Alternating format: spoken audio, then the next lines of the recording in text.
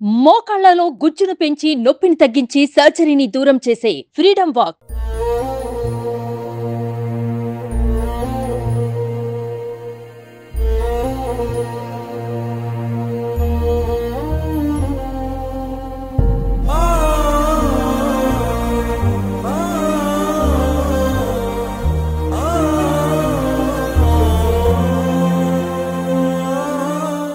ఏలూరులో రత్నగ్రేస్ అనే మహిళని అతి కిరాతకంగా కత్తితో దాడి చేసిన సంఘటన మనకి తెలుసు. ఇదే ప్లేస్ అనమాట. ఒకసారి మనం చూసుకోవచ్చు.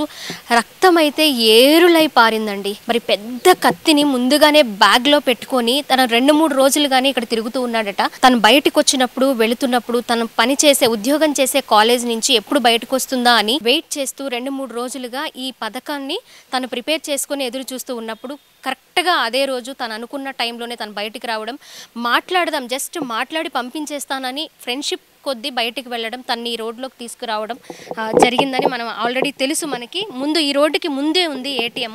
అక్కడి నుంచి ఎక్కువ దూరం కూడా రాలేదు, చాలా తక్కువ వాకబుల్ డిస్టెన్స్. మనకు రోడ్డు స్టార్టింగ్లోనే ఏటీఎం కనిపిస్తుంది. అదే ఏటీఎంలో తన అమౌంట్ డ్రా చేసుకొని వస్తూ ఉండగా తను కనిపించి తనకు ఉద్యోగం చేస్తున్న కాలేజ్ దగ్గరే తను వెయిట్ చేసి ఒక్కసారి మాట్లాడాలి అంతే, జస్ట్ మాట్లాడి పంపించేస్తాను అని అక్కడి నుంచి ఇక్కడికి అంతే 1/2 కిలోమీటర్ కూడా ఉండదు ఏటీఎంకి. ప్లస్ ఇక్కడ జరిగిన దారుణం జరిగిన ప్లేస్కి కూడా మనం చూసుకోవచ్చు. ఇక్కడ ఇసుకతో మొత్తము కవర్ చేసేసారు, ఎందుకంటే అంత బ్లీడింగ్ అయిందనమాట. వెంటనే తను కూడా అదే కత్తితో దాడి చేసుకోవడం, తనకు కూడా తీవ్రమైన గాయం మెడ మీద జరగడం కూడా జరిగింది.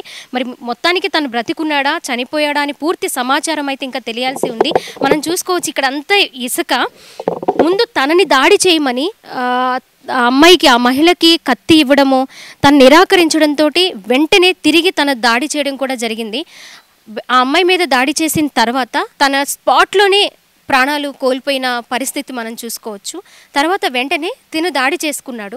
ఇద్దరు ఒకేసారి ఇక్కడ పడిపోయి తనేమో అపస్మారక స్థితిలోకి వెళ్ళిపోవడము, తనేమో ఆ మహిళ ఏమో చనిపోవడము జరిగింది ఇక్కడ. అందుకే ఎవరిని రానివ్వకుండా ప్లస్ ఆ బ్లడ్ అంతా కవర్ చేయడానికి ఇసుకతో ఇక్కడ కవర్ చేశారు. ఇక్కడ ఎంతో దూరం కూడా రాలేదు. మరి తనకైతే ఎలాంటి న్యాయం జరుగుతుంది, ఎలాంటి న్యాయం జరగాలని వాళ్ళ పేరెంట్స్ కోరుకుంటున్నారు. నిజంగా అది జరుగుతుందా అనేది చూద్దాము. అతని పరిస్థితి కూడా, దాడి చేసిన ఆ ప్రబుద్ధుడిని కూడా అతని ప్రజెంట్ సిచ్యువేషన్ ఎలా ఉందో మనం తెలుసుకునే ప్రయత్నం అయితే చేద్దాము. ఇక్కడ మనం చూసుకోవచ్చు రక్తపు చుక్కలు ఇలా దారలుగా అక్కడి నుంచి ఇక్కడ వరకు వచ్చిందనమాట. కత్తితో నరికినప్పుడు ఒక్కసారిగా బ్లడ్ చిందింది, ఆ రక్తం చింది ఇలా చుక్కల్లా పడిందనమాట. ఇసుక ఎంత కవర్ చేసినా కూడా ఇక్కడ మనం చూసుకోవచ్చు, ఎంత కవర్ చేసినా కూడా పైకి కనిపిస్తుంది.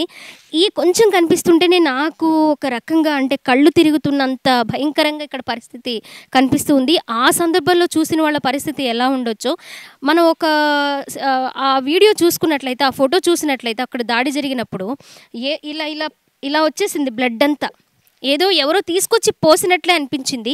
అంత తీవ్రంగా బ్లడ్ అయితే మనకి ఇక్కడ కనిపించింది.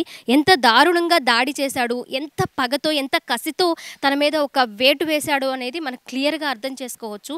ఒక్కసారిగా పడిపోయింది, ఒక్క దెబ్బతోనే. ఎక్కువగా కూడా తన మీద ఒక 2-3 సార్లు దాడి చేయడం అలా ఏం జరగలేదు. ఒక్కసారి నరకడం, తన ప్రాణాలు కోల్పోవడం, వెంటనే అతను దాడి చేసుకోవడం, ఇవన్నీ జరిగింది. తనకు కూడా చాలా తీవ్రమైన గాయమైంది. పోలీసులు చెప్పింది ఏంటంటే 90% బతకడు, 99% బతకడు, 1% ఛాన్స్ ఉంది అని మాత్రమే పోలీసులు అతని వివరాలు అయితే చెప్పారంట. సో వాళ్ళ పేరెంట్స్తో మనం మాట్లాడుతున్నప్పుడు మనకు అందిన సమాచారం ఇది. మరి అతను బతికే ఉన్నాడా చనిపోయాడా అనేది 2 విధాలుగా అందుతున్న సమాచారం కాబట్టి పూర్తి వివరాలు అయితే తెలియాల్సి ఉంది.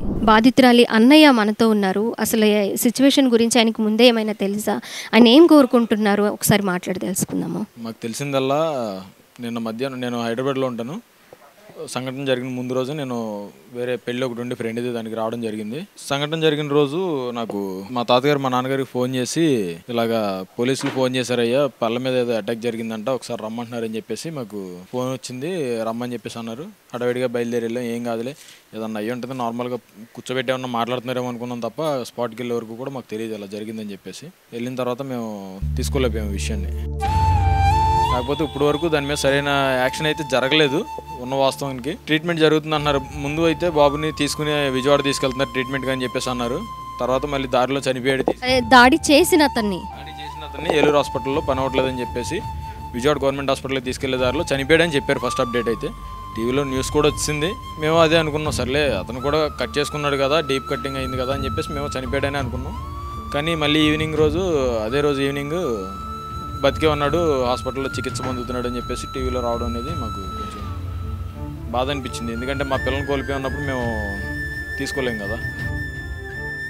ఇప్పటివరకు న్యాయం జరగలేదు అని అంటున్నారు, మీరు ఏ రకంగా న్యాయాన్ని కోరుకుంటున్నారండి? ఇప్పటివరకు సరిగ్గా రెస్పాండ్ అయిన లేరు. హైర్ అఫీషియల్స్ అయినా కానీ ఏదో ఎస్ఐ గారు సిఐ గారు వచ్చి కంప్లైంట్ తీసుకుంటారంటే అది వాళ్ళ డ్యూటీ, అది తప్పదు. అది తప్పనిసరి పరిస్థితుల్లో ఈ విక్టిమ్సే కాదు, ఈ విషయం కాదు, చిన్న యాక్సిడెంట్ అయినా ఊరిన బండి గుద్దుకున్నా కానీ వాళ్ళు వచ్చి చేసే డ్యూటీ అది కామన్గా.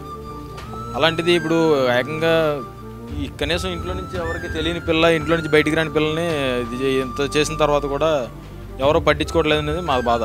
ఏంటంటే ఇప్పటివరకు ఎవరో వచ్చింది లేదు, ఎవరో వచ్చి మమ్మల్ని అడిగింది లేదు. మీడియా ఛానల్స్ వస్తున్నాయి తప్ప మాకు హైర్ అఫీషియల్స్ కానీ లేదంటే పొలిటికల్ లీడర్స్ కానీ మహిళా సంఘాలు ఉన్నాయి కానీ ఇంతమంది ఉన్నారు. ఏంటంటే సంఘటన జరిగిపోయిన తర్వాత క్యాండిల్స్ పట్టుకుని తిరగడం, ర్యాలీలు చేయడం, వీటి వల్ల ఉపయోగం లేదు. కుటుంబ సభ్యులకి మీరు ఏం చేయగలరు, ఎంతవరకు న్యాయం చేయగలరు, అది చేసి చూపించండి.